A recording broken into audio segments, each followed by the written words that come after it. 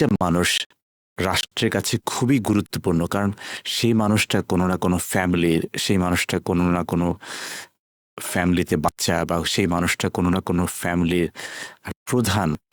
ব্যাপারটা হচ্ছে যে প্রতিটা অপমৃত্যু একটা রাষ্ট্রের জন্য কিন্তু একটা অপূরণীয় ক্ষতি।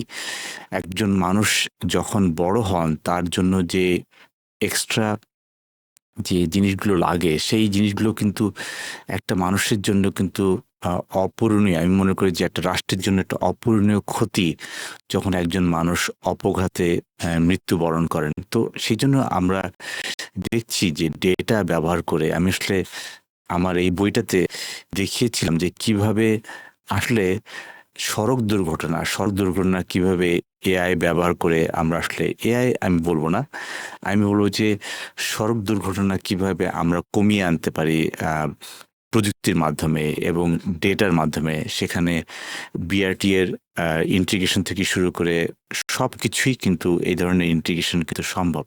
তো আজকে আমি নিয়ে এলাম যে বর্তমানে সবচেয়ে বড় যে অপঘাতটা আমরা দেখছি যে সেখানে হচ্ছে গিয়ে সবচেয়ে বেশি মানুষ মারা যায় হচ্ছে গিয়ে সড়ক দুর্ঘটনা, এবং সেখানে আমরা দেখছিলাম যে 5 বছরে হচ্ছে গিয়ে প্রায় 35,000 মানুষ মারা গেছেন। তো তার মানে হচ্ছে গিয়ে এটা একটা একটা স্ট্যাটিস্টিক্স আমরা বলতে পারি, কিন্তু সবচেয়ে বড় ব্যাপার হচ্ছে যে এই সড়ক দুর্ঘটনার পাশাপাশি কিন্তু আরেকটা জিনিস আমরা দেখছি যে suicide is the second highest cause of death in Bangladesh. So আসলে আমরা যদি এই ব্যাপারটাকে যদি চিন্তা করি যে তার মানে হচ্ছে অপঘাতে কিন্তু মানুষ মারা যাচ্ছেন, এবং অপঘাত থেকে কিন্তু আমাদেরকে কিভাবে প্রযুক্তির সাহায্যে অপঘাত থেকে আমাদের আসলে মৃত্যুগুলোকে কমিয়ে আনা যায় সেটা কিন্তু একটা বড় পার্ট থাকে হচ্ছে গিয়ে মানবিক রাষ্ট্রের।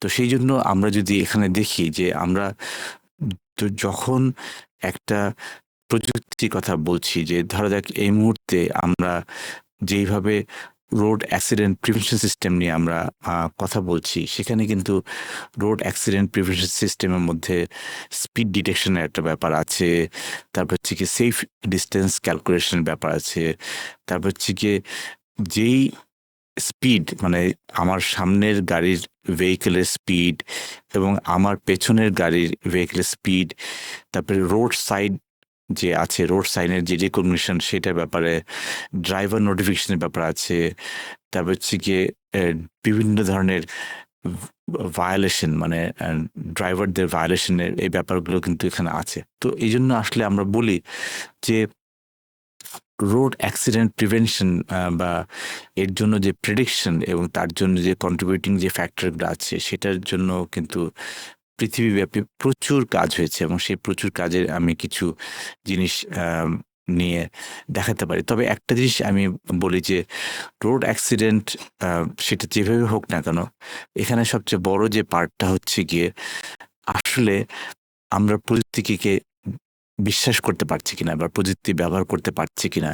কারণ আপনি বুঝতে পারছেন যে প্রতি বছর যদি 12,000 লোক মারা যান, বা প্রতি বছর সুইসাইডে যদি 11,000 লোক মারা যান, এই যে একটা বড় অংশ মানুষজন কিন্তু চলে যাচ্ছে, এটা রাষ্ট্রের জন্য কিন্তু একটা অপূরণীয় ক্ষতি, এবং এটা কিন্তু প্রিভেনশন করা সম্ভব, এবং অন্যান্য দেশ কিন্তু এটা করে দেখিয়েছে প্রযুক্তি ব্যবহারে, অ্যাওয়ারনেস ক্যাম্পেইন করে, অনেক কিছু করে।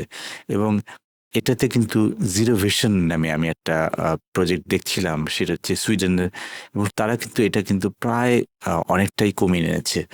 তো আমি মনে করি যে আমি এই জিনিসটাই কিন্তু এখানে আমি বলেছি যে স্টেপ বাই স্টেপ আমি আসলে দেখিয়েছি যে কিভাবে রোড অ্যাক্সিডেন্ট কমিয়ে আনা যায়, কিভাবে অপঘাতে, বা আমি বলতে চাচ্ছি যে কীভাবে সুইসাইড কমিয়ে আনা যায়। সব কিছুই কিন্তু আসলে আমি দেখেছি যে গ্লোবালি এটা নিয়ে কীভাবে কাজ করে। আমি সেখানেই বলবো যে আসলে আমরা কি প্রযুক্তিকে ব্যবহার করতে চাচ্ছি কিনা, বা বাংলাদেশ আর কতকাল মানবিক রাষ্ট্র থেকে দূরে থাকবে। আমরা কি প্রযুক্তি এবং আমাদের জ্ঞান সবকিছু মিলিয়ে কি আমরা সেই জায়গাটাতে আমরা ওয়ার্কআউট করতে চাচ্ছি কিনা, এটা খুব ইম্পর্টেন্ট। কারণ আমাদের অপঘাতে যারা মারা যাচ্ছেন তারা শুধু মারা যাচ্ছেন না, তাদের ফ্যামিলিকে শাটার করে ফেলছেন। তারা আসলে একটা বিশাল একটা প্রবলেম তৈরি হচ্ছে সমাজে। এর পাশাপাশি আমরা তো মৃত্যুর কথা বললাম, কিন্তু মৃত্যুর পাশাপাশি যারা ইনজিউর্ড অবস্থায় আছেন তাদের নিজের লাইফ, তাদের ফ্যামিলির লাইফ এবং সব কিছু মিলিয়ে কিন্তু সব কিছুই কিন্তু একটা ডিফিকাল্ট পজিশনে চলে যায়। সুতরাং আমি মনে করি যে আমরা আসলে সড়ক দুর্ঘটনা, সুইসাইড এগুলো প্রিভেনশন করতে পারতে হবে। এই জন্য কিন্তু আপনারা এই বইটা পড়তে পারেন। এই বইয়ের 3টে চ্যাপ্টার কিন্তু ফ্রি দেওয়া আছে।